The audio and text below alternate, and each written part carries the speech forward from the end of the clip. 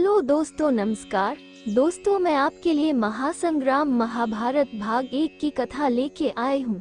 चलिए दोस्तों शुरू करते हैं आज के कथा को। पुराणों के अनुसार ब्रह्मा जी से अग्नि और अग्नि से चंद्रमा, चंद्रमा से बुध और बुध से इलानंदन पुरुरवा का जन्म हुआ। पुरुरवा से आयु, आयु से राजा नहुष और नहुष से ययाति उत्पन्न हुए। ययाति से पुरु हुए, पुरु के वंश में भरत और भरत के कुल में राजा कुरु हुए। कुरु वंश में शांतनु का जन्म हुआ।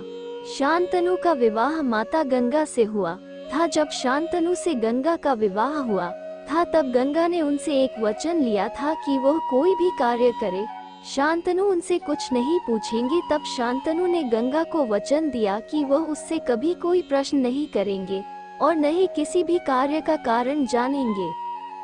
गंगा के 8 पुत्र हुए, जिसमें से 7 को वह अपने जल में गंगा में बहा चुकी थी। और जब वह 8वें पुत्र को बहाने जा रही थी तब शांतनु ने उसे रोक लिया और वह 8वें पुत्र को जीवित देने का वचन देकर चली गई। जब वह पुत्र बड़ा हुआ तब वह उसे शांतनु को वापस देने के लिए आए और राजा शांतनु ने उसे सम्मान से अपना पुत्र स्वीकार किया। उसका नाम देवव्रत था। इसके बाद राजा शांतनु ने सत्यवती से विवाह किया। सत्यवती के गर्भ से 2 पुत्र हुए, चित्रांगद और विचित्रवीर्य। जब राजा शांतनु सत्यवती से विवाह करने वाले थे तब सत्यवती के पिता ने उन्हें कहा था कि मेरी पुत्री का जो भी पुत्र होगा वही आगे चलकर राजा बनेगा। तब राजा शांतनु ने विवाह करने से इनकार कर दिया था। फिर देवव्रत ने अपने पिता का विवाह कराने का निर्णय लिया। गंगा पुत्र देवव्रत ने ये प्रतिज्ञा ली कि वे अपने होने वाले छोटे भाई को अपना अधिकार दे देंगे और उसे राज्य शासन करने देंगे। उन्होंने आजीवन ब्रह्मचर्य होने का निर्णय लिया। जब महाराज शांतनु को ये बात पता चली कि देवव्रत ने ऐसी प्रतिज्ञा ले ली है तो उन्होंने उसे भीष्म नाम दिया। देवव्रत के भीष्म प्रतिज्ञा लेने की वजह से उनका नाम सदैव के लिए भीष्म पड़ गया। उसी दिन से समस्त विश्व उनको गंगा पुत्र भीष्म कहकर बुलाने लगा और राजा शांतनु ने भीष्म को इच्छा मृत्यु का वरदान दिया। एक बार हस्तिनापुर के नरेश दुष्यंत वन में गए। जिस वन में दुष्यंत शिकार के लिए गए थे उसी वन में एक आश्रम था। वह आश्रम कण्व ऋषि का था। ये बात जानकर ऋषि के दर्शन हेतु दुष्यंत उनके आश्रम में पहुंच गए। जब उन्होंने कण्व ऋषि को पुकार लगाई तो एक बहुत सुंदर कन्या उनके आश्रम से निकलकर बाहर आई और वह बोली, हे राजन महर्षि, तो तीर्थ यात्रा पर गए हैं परंतु आपका इस आश्रम में स्वागत है। उस कन्या को देखकर दुष्यंत चकित रह गए और पूछने लगे, आप कौन है? महर्षि, तो ब्रह्मचर्य है। तो कन्या बोली, मेरा नाम शकुंतला है। मेरे माता पिता मेनका और विश्वामित्र है, लेकिन वो मुझे वन में छोड़ गए थे। उसके बाद शकुत नामक पक्षी ने मेरा पालन किया और इसीलिए मेरा नाम शकुंतला पड़ गया। इसके बाद कण्व ऋषि की नजर मुझ पर पड़ गई और वो मुझे अपने साथ ले आए। उन्होंने ही मेरा पालन पोषण भरण सब किया। उन्होंने पिता की तरह मेरा पालन किया, इसीलिए वो मेरे पिता है। शकुंतला की बातों को जानकर महाराज दुष्यंत बोले कि तुम क्षत्रिय कन्या हो, मैं तुमसे विवाह करना चाहता हूँ। और शकुंतला को महाराज प्रिय भी लगने लगे थे। वो विवाह के लिए मान गई। दोनों ने एक दूसरे से विवाह कर लिया।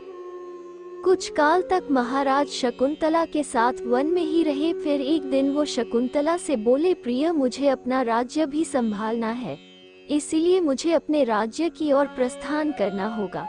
जब ऋषि आ जाएंगे तब मैं उनकी अनुमति से तुम्हें अपने महल ले चलूंगा। ऐसा कहकर महाराज अपने प्रेम के प्रतीक के रूप में शकुंतला को स्वर्ण मुद्रा देकर चले गए। कुछ समय बाद आश्रम में ऋषि दुर्वासा आए और महाराज दुष्यंत के विरह में लीन होने के कारण शकुंतला को उनके आगमन का ज्ञान नहीं हुआ और ऋषि दुर्वासा ने इसे अपना अपमान समझा और उन्हें गुस्सा आ गया और उन्होंने शकुंतला को शाप दे दिया कि जिसके ध्यान में लीन होकर तूने मेरा अपमान किया है वो तुझे भूल जाएगा। इस बात को सुनकर शकुंतला होश में आ गई और वह ऋषि से क्षमा याचना करने लगी। तब उसे ऋषि ने क्षमा करते हुए कहा कि अगर तेरे पास उसकी कोई प्रेम की निशानी है तो वह देखकर वह तुझे याद कर लेगा। इसके बाद जब ऋषि कण्व वापस आए और शकुंतला ने उनको सारी बात बताई तो उन्होंने कहा कि पुत्री, अब तुम विवाहित हो, तुम्हारा अपने पति के घर जाना उचित है। ऋषि कण्व ने अपने 4 दासों के साथ अपनी पुत्री को राजा के महल भिजवा दिया, लेकिन जब वह राजा के महल जा रही तब रास्ते में उसके प्रेम की निशानी दुष्यंत द्वारा दी हुई वह सोने की अंगूठी उससे एक सरोवर में गिर गई और वह अंगूठी एक मछली खा गई। जब वो महल पहुंची और ऋषि के दासों ने कहा, महाराज, शकुंतला आपकी पत्नी है, आप इन्हें स्वीकार करें, तब महाराज ने उसके चरित्र पर ऊंगली उठाकर उन्हें अपमानित कर दिया, जिसके बाद आकाश में जोर जोर से बिजली कड़की और शकुंतला की माता मेनका आई और अपनी पुत्री को उठा कर ले गई। जिस मछली ने शकुंतला की अंगूठी को निगल लिया था उससे एक मछुआरे ने पकड़ लिया और मछुआरे ने मछली को काटा तो उसमें से वह सोने की अंगूठी निकली। उसने उस अंगूठी को राजा को उपहार में देने की सोची। राजा ने वो अंगूठी देखी, उनको सब कुछ याद आ गया और वो शकुंतला की खोज में निकल पड़े। उन्होंने हर जगह शकुंतला का पता करवाया, लेकिन उन्हें कुछ पता नहीं चला। कुछ दिनों बाद महाराज देव इंद्र ने महाराज दुष्यंत को निमंत्रण दिया।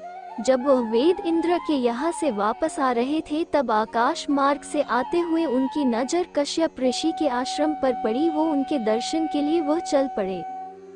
वहाँ उन्होंने देखा कि एक बहुत मनोहर बालक भयानक सिंह से खेल रहा है। वह बालक शकुंतला का था।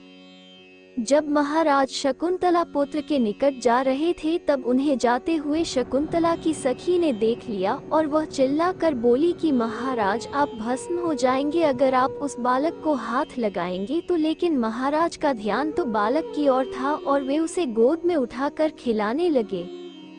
जब उस स्त्री ने देखा कि बालक के हाथ से बंधा हुआ काला धागा छूटकर नीचे गिर गया, वह समझ गई वे उसके पिता है।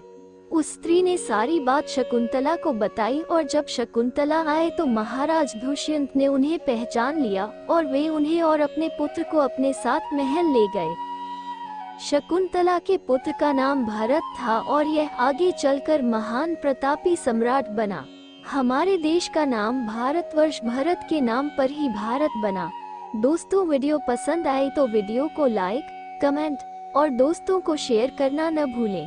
दोस्तों, ऐसे ही प्राचीन, रोचक तथा पौराणिक कथाओं के पूजा विधि, महत्व और कथाओं से जुड़े रहस्यमयी बातों को जानने के लिए आनंदमयी भक्ति चैनल को सब्सक्राइब करना न भूलें।